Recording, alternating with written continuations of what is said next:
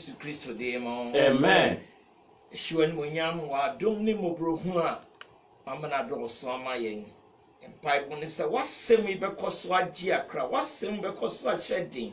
wasem bekoso atwe won a eyra abenwo. Na wasem ama obi biara anya mu chefa wo Yesu Kristo demo. Amen. Radikasa na nko anu mfra no mutie. Wo Yesu dimo ne ebom paye. Amen.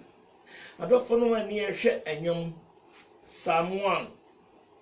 1 yehwe enyom baako inshano nipa onanti abonefo gina mu na wonyina ne bonyefo kwan so na ontna fedifo tena bia na emom nani gi Awurade emra ho na odwene ho awia ne anadwo what is it dia what team no was bonten ho eso na ba ne bremu na han empo na de woyo nyina ebewie yie na abonefo de ontisa what is time from aboguo enti abonefo enyina enibem atemwo na enebonyefo enya chefa wo atenefo asafum if you say Awurade nim tenefo kwan na abonefo kwan de ebeyira abonefo kwan be den and the topic is who is your advisor or counselor? Why no futufo? Who is your advisor or counselor? Why no futufo? Why no ya o mo wadwen? Why no tufo? George Washington, American president Odikan. What can be American puto kasem na fe machum was it George Washington, the first president of USA, once said, associate yourself with men of good quality. If you esteem your own reputation, for it is better to be alone than in bad company. Associate yourself with men of good quality. If you esteem your own reputation, for it is better to be alone than in bad company. Near American President Odikan pa George Washington kan ye, maybe your kind they say, fa ho bo won a wosubampa. Se wubu wankasa ubu ho a ene fa ho bo won a ewosubampa ewone ye pa eye nyansafo essence eyese obeyankonam chense odo ho bekọ bo won a eni suban won a enya kra na futu sami a wode ma ye wakan mfie bebre nie mfie wo hakra twam o nanso asem o kan ye edaso ye adwuma hwan baby akenkan ye omaye hu se inshira no nipa wonanti adbonyafo agina mu just onanti adbonyafo afutuo mu wonyina ne bonyafo kwan so na ontra fedifo tena bia onipa bia ropeso ye nshira onipa bia opeso nyankoso onipa bia ope asetena pa onipa bia opeso nyani monyam daache no wose wo yo nipa wonanti nipa bonifo afutuo mu wo anye ne won kwan so no nam afi won kwatena fedifo tena bia ba de yi asresem yakeka nkrofo ho nsem ye di konkonsa ye kan nsem hunu obi atwa mu agese ye kan ho asem nsem hunu na ye yi asresem sanipa no anya ho no okotena fedifo tena bia enye ho no okotena wo eni ti wo se sa nipa no Nyankopon asem no odwen ho nyame asem na ni gye ho na odwen ho awia ne anajo osisa nipa no woti se dua wotim no wasubonten ho wahu dua tim asubonten ho enim se opesi enim se hukuraba enim se enflamefa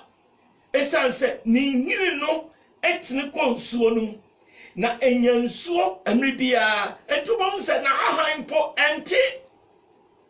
na hahan ti da bia ye from da waso ni patrine onipa won nanti ni bonyefo afutuo mu won efedifo tena bia won tena ho na on fa ni bonyefo kwaso ma futuo won ni eche eno sa nipa no otise dua watim no asubonten ho esuna bani bremu na han empo na osini ya woyo nyina ebe dan ebe wiye ni yie wahu enu ntino si ehwa futu sem wotro sem yi a wosi enhyirade no ewo nia wonna ti nibonyefo ekwanso nibonyefo afutuo mu enya no de bo ne bra sa nipa no na brabo a wo bo nyina no wode ho bo won ma futupa ekakasapa won a ema hunhum ncheche pa ebabua no amna sipi esita anunti ogidi ni mapabia hwehwe futupa ebabua no amna nyini wa rade mu yie obi akase ogidi ni a wontie futupa na nibonyefo afutuo no namso no wote se obi a won waja ensupa ho na onu nsufi sanso Nyankopon asem no eno ne na asekania ne kwan so han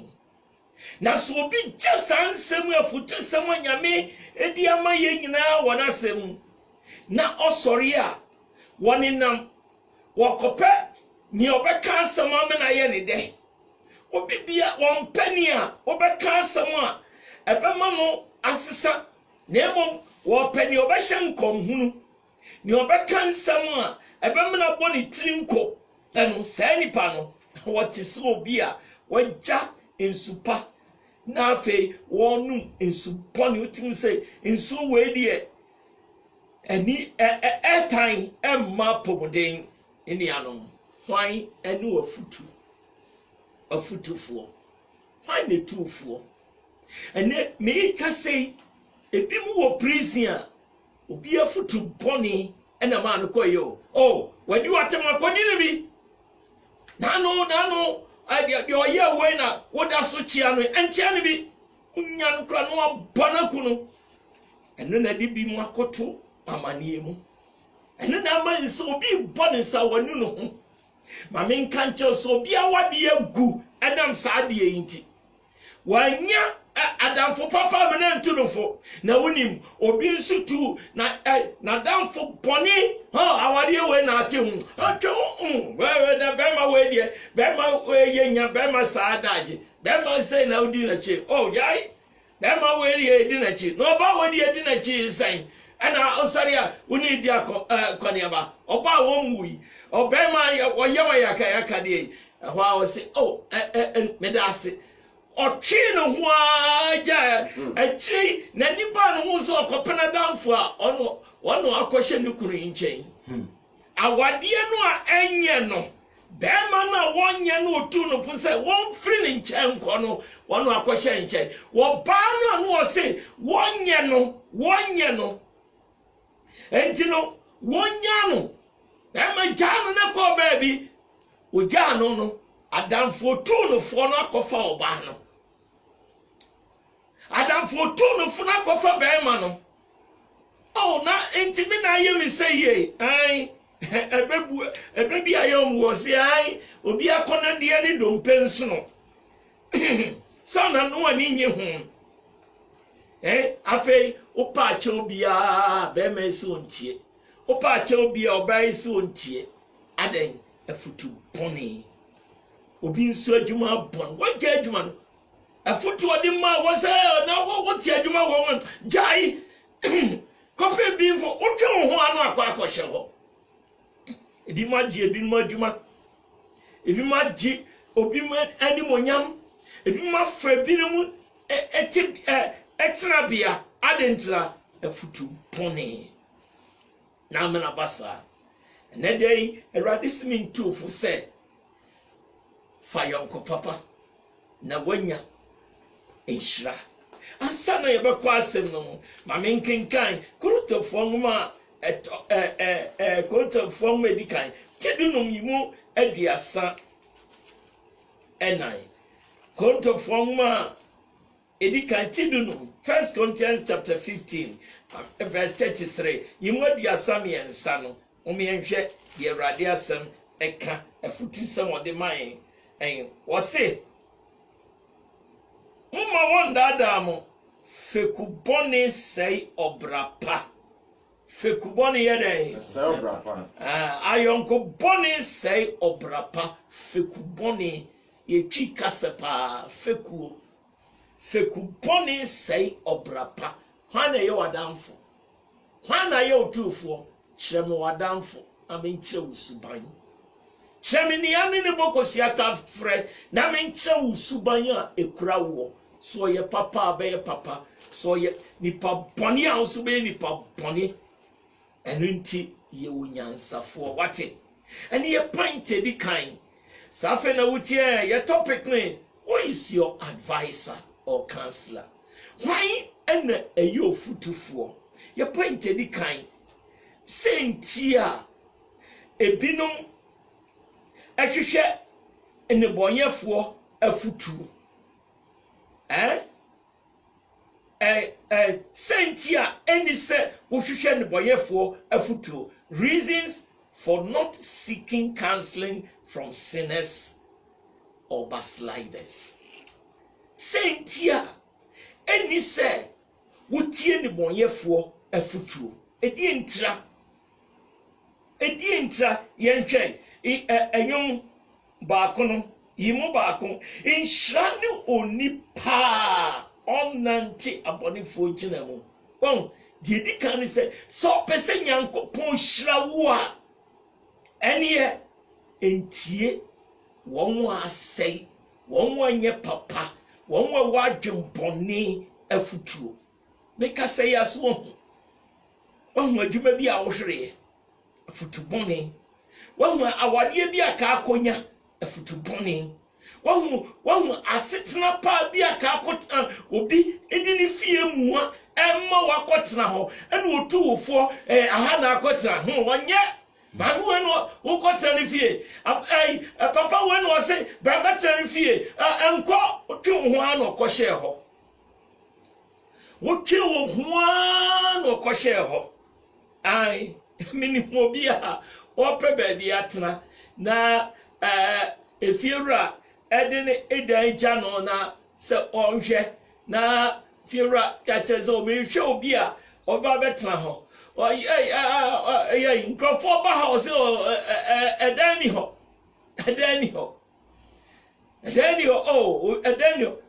onu apehwa atena nti na obi aba enye ko won ebi musuban enunti die dika kra ni se die ntima eni se wutie ni bonyefo afutuo ni se enye nhira emawo die tosmia ni wo hwehwe nhira dia eni atwo ho firi won chen moma yensua bibi mfiri Solomon Israel wonyankopon ema afutuo se seba se wo mo pa ahimie na wo hene eba betena so a won tro Bible no trosem no on tro copy na won kinkan manin guide no ehon won fa na futusem nyina Solomon betena so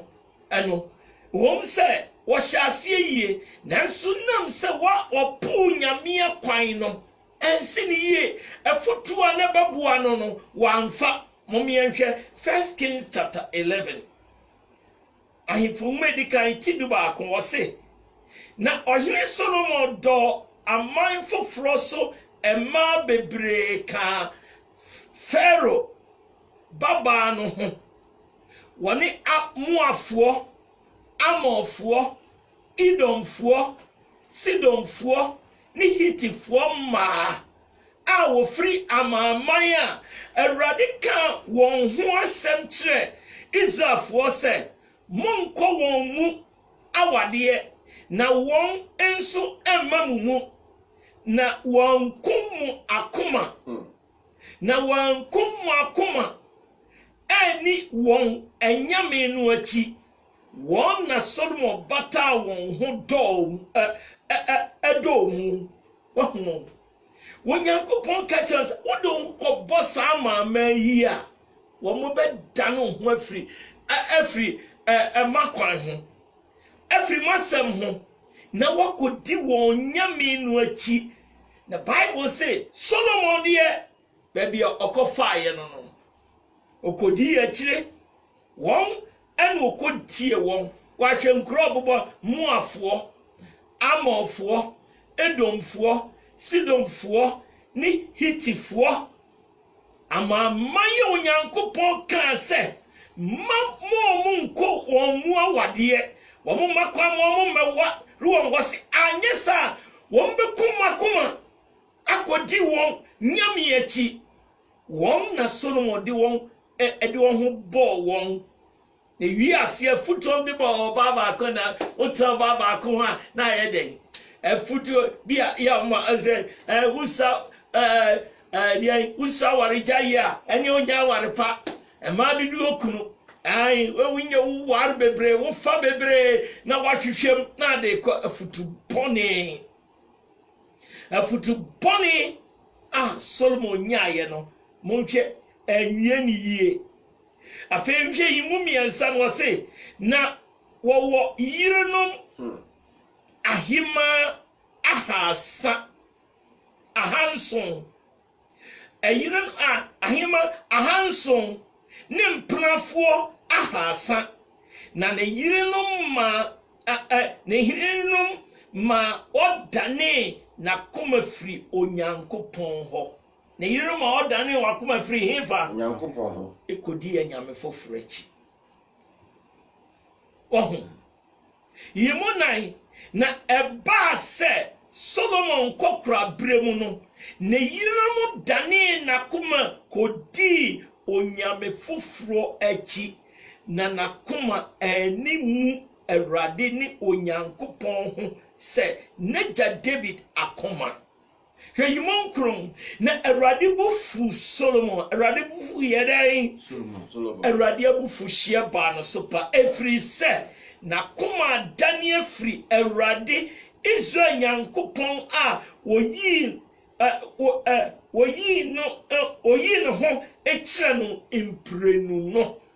Awurade bufu no enemika so nyankopon bu afu nipa bi o enka sofo bi a no kanyam samo a no hye sikanti ene nyankopon ebu afu no esanse ene de sika de hia no wodi asikafu achi wodi won a wo hyankom che won be mani bibi ato no ho sofmami ebi efrase asesa ne ntomafra na tari hyem klasesa ene wo suasuan ketesia no esanse afutuo bi a wonyan sei wo so ammo life aketesia no bagiu kuno ai sofmami oso se ne kunu sofo beja na chiridie tete so do de wona kuma na prokura wo Solomon si emre ni ho ya kenka Samson eyeden nani mienu tutu ye enam se wamfa no ho ammo wonwa bemma na futupa osori a mama mu no wote ne wokọ warrior na janu tunofo sa ade a warrior trust Samson obe warrior warring crofo a eyenyam sofo wonwa woni won asom wonwa enu wo jidie ba kom enu won o se o da awo ya na mani je no ho wi ase na nimienu nyina atamfo tutui America sene enipa bi wo ha wo ani no eguso na ni no anse ehuna de atamfo me na ni afra menka ese anifra sem o menka se won ni afra menka se nipa no afutu boni nti nipa no won hunu bio nenti ase ani afra won huna de bio ni nyansa na yira afutu boni enu nti Solomon enfiti ase no ye papa no ono atufo hwemabusam tibaako yimudu Proverbs chapter 1 verse 10 wase meba sani bonyefo gigewo a enyedan empire otu asukan a wase sani bonyefo ne kasam yenko yi moje di bi mo brami yenko na moja edibim no yenko na yenko sen yenko ye ayaka akade wase sani bonyefo gigewo a enyedan so hwe timie no nyimu ba ko se me ba se wotie me nsem na wodi me mmra nsem sie wo nkyɛn a sa wo bɛyɛ asoatie nyansa na wakum akoma amanti ase ane se wo so frɛ enhunumu na woma wo ene eso frɛ ntiase se wo hwehwɛ na chiri kwan se dwete na wo bro ehwehwe no se akorade a ehunta enu na wo behunu awurade suro na wo hunu nyankopon hu nimdie na awurade ena omanyansa na num ena nimdie ne ntiase firi ba kura wakoma wase kura nyansa mapa okra nyansa mapa matefo wo ye ochem ema won a wonam pepepe wo ye ochem ema won a enam pepepe enu nti no Solomon sefutu nyina wode maabinom nansumre bi baaya wode no ho kɔbɔ won a emfra no wo hwere ni nyina odofo mini asofo awutie enye obia ofra no sofo ne yede no bo osofo wonamfo bebre osofo we ye madamfo osofo asofo papa wo ho asofo boni wo ho enenti nyu obia na afa ne so wonamfo nyu obia no yo adamfo hweniye point etosmie no the secret of the blessed one ahintasama ewonia wo hira no ye twadwom ba kono wo se insha no onipa nante abonefo gina mu na wonyina ne boyefo kwan so na won trafedi for tenabia nemom naninche awurade mra ho wodwe ho awia ne anadwo ne wo hira no na hintasam ne sen na hintasam ne se wodwendwe nyankopon asem ho womanyamia sem ho hia no nyamia sem ena ode asie na koma mu nyamia sem no de no ho ato so nyankopon asem ena wode aye na kwankyere o mana futu sem bia eni nyamia sem nkwa no yi ato nkyɛn Psalm 119 enyo ha ne do nkron hwɛ yi mo nkron no wo se edie na branche de bete na kwan ho eni se wo hwɛ no ho so sɛ de wasɛm tie mede makoma nyina bedi wachi ema me mfiri wo mransam ho minkyini mede wasɛm makora makoma mu manye boni bi inshane wo awurade kyerɛkyerɛ me wahyɛdeɛ wo se mede wasɛm makora makoma mu manye boni bi wo fa nyame asɛm de transe a wonye nyame boni wonye obi boni hwɛ verse 30 moduasa no wo se mafa wo no kura kwan no kuradie kwan mede watemudie me gumanim mafa Wonu kuredie kwan me di watemudie me di betum anim manim eno an ebedim ebedim anim me nkwa na nyina eno na me de me ho ebeto so da nyina ye yimu aduotwe enkros verse 89 Awurade wasem tim ho da ewo soro hallelujah amen wasem tim ho da wo soro verse 165 verse 165 wahane aduosia enum wose asomdue pii wo ho ma won a wodo wasem wodo mra na bibiara ntoatoa won asomdue pii wo ma won a ede won to wasem so Psalm 37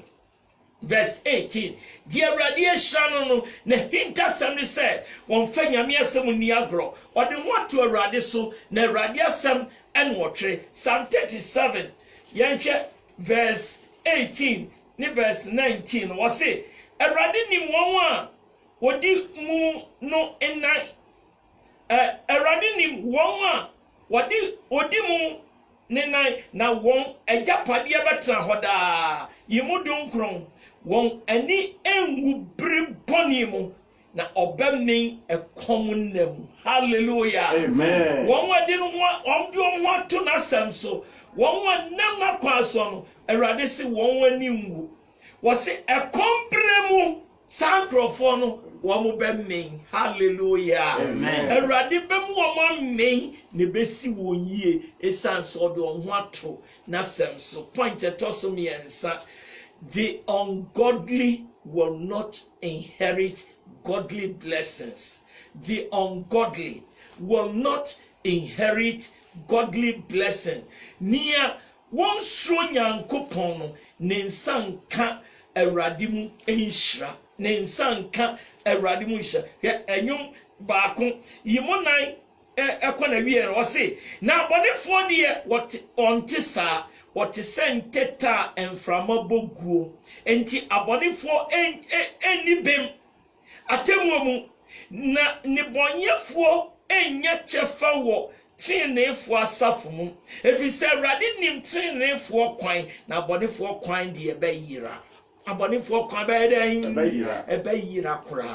ebeyira kura Psalm 37 verse 1 Psalm 37 verse 1 enha wo ho ne bonyefo nti emma wo bo enha wo amumuyefo ho na enni debi ne wo twa wo agu se esre na wo kusas se wuramu amuno a wo twa wo obekusase ewura emuna wo twa gu ono bon se encha wia boss wa na kusa enti wo se enha wo ho abonefo nti ene nipa bebre ha wo we meni na wi school we na me chan kra we nam ni wade chan no hwe ka bi odam hwe dan bi a wasie me so me pese me a o sankuma ye a chan no enu nti na bi makoro rasaka wa mu o enu nti na bi mu tie adwuma mu bokro no enu nti na bi mu ye ne ye bone enu nti na bi mu enam kwa bone so na wo yo tidini a wo se enha ho ni bonye ni nti and how do on kwa bonus one and how amuyofo ho and how was in any debi no twa gu sesre anche wonyankopon be you wan free o ne wo brenya no obi na beba bedie hesa verse 20 imadio no was say na bonifo die obayira na Awurade atamfo be yese esra esesu enhre obehye awie se obehye awie se enwusie ohun wose sankrofo be se enwusie o se enwusie tu fa wie mu na ayira sankrofo ni nyina behye ene Awurade asem nie odofo ye bompa ye kwan ni wo futufo kwan ne tufo. Who is your advisor? Who is your counselor? Find the two for Shreme Wadamfo. Namin Cho Suban. Bible say Fekuboni ɛsɛe wɔ brapa fekubɔne ɛsɛe wɔ brapa feku bɛ na ade ho adɔm hwan ɛna yɛ wotufoɔ hwan na ma wadwen ɛyɛ nhyira bɛyɛ nhyira ɛyɛ nnome a bɛyɛ nnome Onyankopɔn tumfoɔ yɛda wase pii wɔ Yesu Kristo din mu. Amen. Ɛnɛ da yi yɛda wase wɔ afutu ade ama yɛn. Si yɛpɛ sɛ si yɛn yie a yɛmfa kwantene no so. Yɛmpɛ afutu pa. Yɛmfa wasɛm. Yɛmfa yɛn ho nto so. Na no na bɛmi yɛ kwan yɛ dwodwo. Na no na bɛsi yɛn yie. Bɔ mpa yɛ sɛ ne de wasɛm ɛbɛyi obi biara ɔnam kwan bɔne so atɛn. Na wasam bɛboa na amena sesa no asakyerɛ wɔ Yesu Kristo din mu. Amen. Na wɔn anam kwate so ne deɛ mane nsi wɔn yie wɔ Yesu Kristo din mu. Amen. Obi biara wɔwɔ adwempa ne ɔpa futu pa no nea wɔdua no wasɛm si deɛ dua ne yɛbɛtwa mane ntwa so aba pa wɔ Yesu Kristo din mu. Amen. Mane nsi wɔn yie wɔ Yesu Kristo din mu. Amen. Wɔ Yesu Kristo din kɛseɛ ne yɛbɔ mpaeɛ. Amen. Eradi nshawo pe so atie osofo ya ose usu di bala so pania okuma santas na den sempe brewo dwada ne brother bia na de eradi asembre o Hello FM ha me number ne is 0208177530 0208177530 and 0243865896 0243865896 Radin Shraupa. Amen. Amen.